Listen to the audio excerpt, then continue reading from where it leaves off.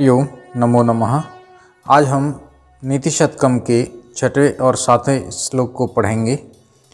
ये भी मूर्ख निंदा प्रकरण में ही शामिल है। इस वीडियो में हम 2 श्लोकों की व्याख्या करेंगे।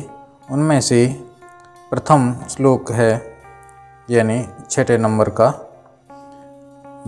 व्यालम बाल मृणाल तंतुभिरसौ रोद्धुम समुज्जृंभते भेत्तुम वज्रमपि श्रीकुसुम प्रांतेन सन्नय्यते माधुर्यं मधुविन्दुना रचयितुं क्षाराम्बुधे ईहते नेतुं वाञ्छति यः खलान् पथि सतां सूक्तैः सुधास्यन्दिभिः।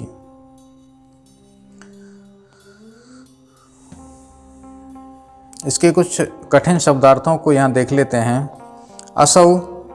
असौ का अर्थ है वह मनुष्य, व्यालम व्याल को यानी हाथी को, बाल मृणाल तंतु भी बाल मृणाल की तंतु से, मृणाल कहते हैं कमल का नाल, और वो भी कैसा बाल मृणाल कोमल, उसकी तंतु भी तंतुओं से, रोद्धुम रोकने के लिए, समुज्जृंभते प्रयास करता है,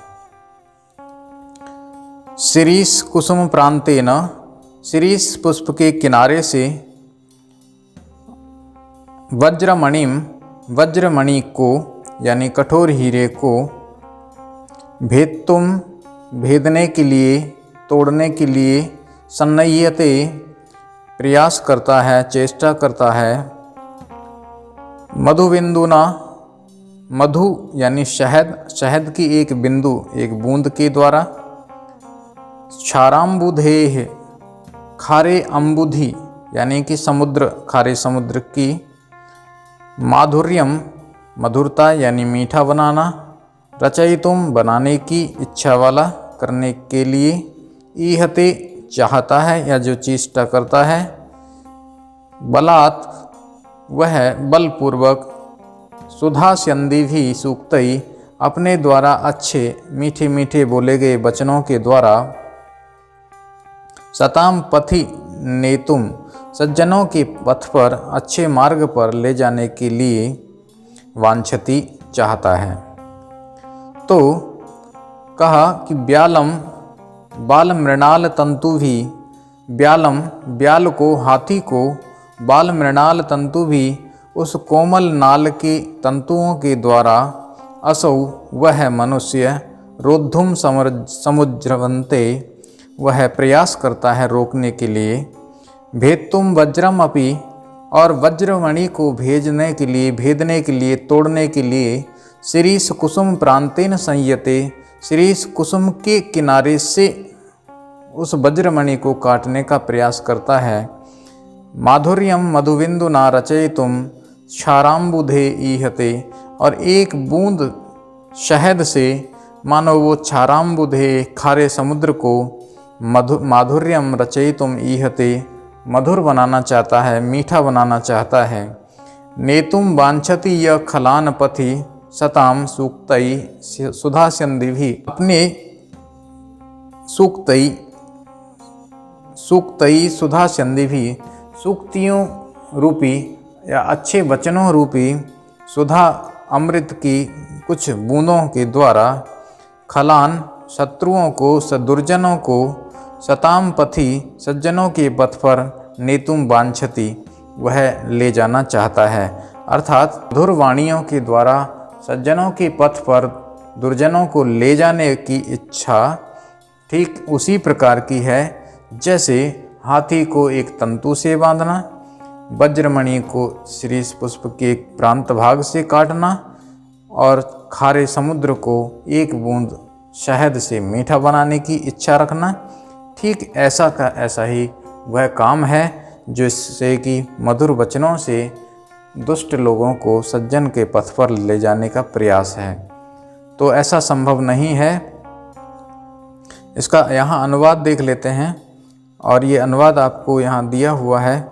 इसमें भाव यही है कि असंभव काम कभी भी नहीं हो सकता। महाकवि भर्तृहरि मानते हैं कि जो मूर्ख लोग होते हैं उन मूर्ख लोगों के लिए किसी भी तरह से समझा लें, वो उनको सन्मार्ग की ओर नहीं ले जाया जा सकता। जैसे कमल दंड के तंतु से हाथी को नहीं बांधा जा सकता, शिरीष पुष्प से वज्रमणि को नहीं बेंधा जा सकता, और शहद की एक बूंद से खारे सागर में मिठास लाना असंभव कार्य है, ठीक वैसे ही मूर्ख व्यक्ति को भी सुधारना नितांत असंभव काम है। इस पद्य में शार्दूल विक्रीडित छंद है। वांछ व ईह आदि धातुओं के योग में तुमुन प्रत्यय लगता है। रोद्धुम रुद्ध धातु में तुमुन प्रत्यय है। भित्तुम भिद धातु तुमुन प्रत्यय है। अगला 7वां श्लोक हम देखते हैं। इस 7वें श्लोक को भी उपजाति छंद में लिखा गया है। स्वायत्तमेकांत गुणं विधात्रा विनिर्मितं छादनम् अज्ञताया। स्वायत्तमेकांत गुणं विधात्रा विनिर्मितं छादनम् अज्ञताया। विशेषतः सर्वविदां समाजे विभूषणं मौनम पंडितानां।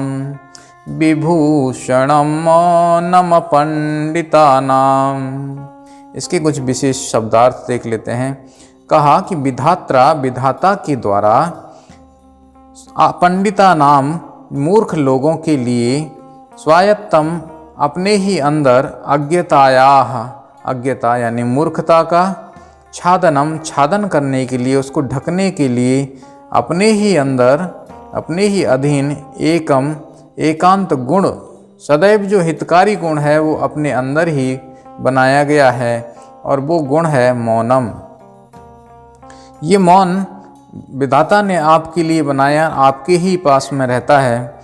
सर्व विदाम समाजी, विशेष करके ये कब काम आता है? जब विद्वान समाज में रहते हैं, विद्वानों के समाज के बीच में हम बैठे हुए होते हैं, तो मूर्ख लोगों के लिए, अपंडित लोगों के लिए यही मौन रहना एक आभूषण का काम करता है। विधाता के द्वारा मूर्ख लोगों की मूर्खता को छिपाने हेतु अपने अधीन रहने वाला तथा सदैव हितकारी एक साधन बनाया है, और वो मौन है। वह मौन सर्वज्ञ लोगों के समाज में जब मूर्ख जाते हैं तो उन मूर्खों का एक अलंकरण के रूप में सिद्ध होता है। इसका भाव ये है कि विद्वानों के बीच में जब तक चुप रहोगे तो मूर्ख लोगों की पहचान नहीं होगी। कुछ ही भी बोलते ही मूर्ख लोगों की वास्तविक स्थिति उजागर हो जाएगी, उनकी पोल भी खुल जाएगी। तो कवि कहते हैं कि विधाता ने मूर्खों के लिए मौन को बहुत ही उपयोगी रक्षा कवच बनाया है। तो इस उपाय की 3 विशेषताएं हैं। क्या? एक है मूर्खता को छिपाए रखना, दूसरा यह उपाय कहीं दूसरी जगह से नहीं लाना होता है, ये अपने अधीन ही रहता है, और तीसरा ये कि ये उपाय सदैव सहायता करता है। विद्वानों के समाज में मूर्खता को छिपाए रखने वाला मौन जैसा उपाय और कहाँ मिल सकता है? यह तो वस्तुतः अज्ञानी लोगों के लिए आभूषण जैसा ही है। एक अन्य सूक्ति में भी इसी प्रकार से कहा गया, तावच्च शोभते मूर्खो यावत् किंचन न भासते। मूर्ख तब तक ही शोभा देता है जब तक कि वह कुछ बोलता नहीं है। जैसे ही वो बोलेगा तो लोग पहचान जाएंगे कि यह विद्वान नहीं, यह तो एक मूर्ख है, क्योंकि जब तक बोल नहीं रहा है तब तक ही उसकी मूर्खता नहीं झलक रही है। जैसे ही बोलेगा उसकी मूर्खता उसके सामने आ जाएगी। इस पद्य में उपजाति छंद है। उपजाति छंद दो छंदों के मेल से बनता है। इंद्रवज्रा और उपेंद्र वज्रा दोनों का ये लक्षण है। अनंतिरोदीरिति लक्ष्मी भाजौ, अनंतिरोदीरिति लक्ष्मी भाजौ, पादौ यदीयौ उपजातयस्ता। इत्थं किलान्यास्वस्पि मिश्रितासु स्मरन्ति जातिस्विदमेव नाम। विधात्रा में तृतीय विभक्ति है, बी उपसर्ग है, धा धातु है और त्रिच प्रत्यय है। तृतीय का एक वचन है। विनिर्मितम में वी उपसर्ग है, निर भी उपसर्ग है और मा धातु है, कथ प्रत्यय लगा हुआ है। स्वायत्तम में देखें तो स्व प्लस आयत्तम और यहाँ दीर्घ संधि हुई है। इस तरह से ये 7वां श्लोक हुआ और इससे आगे हम अगली वीडियो में देखते हैं। तब तक इनका करते रहिए अभ्यास। यदि आप हमारे चैनल पर नए आए हैं, पहली बार आए हैं, तो इसको सब्सक्राइब कर लें। Thanks for watching. आप सब्सक्राइब करें, लाइक करें, शेयर करें अपने दोस्तों के साथ में, कमेंट करें और सिद्धवाणी चैनल को पढ़ते रहिए, आनंदित होते रहिए, अपने मनपसंद विषय को पढ़ते रहिए। धन्यवाद।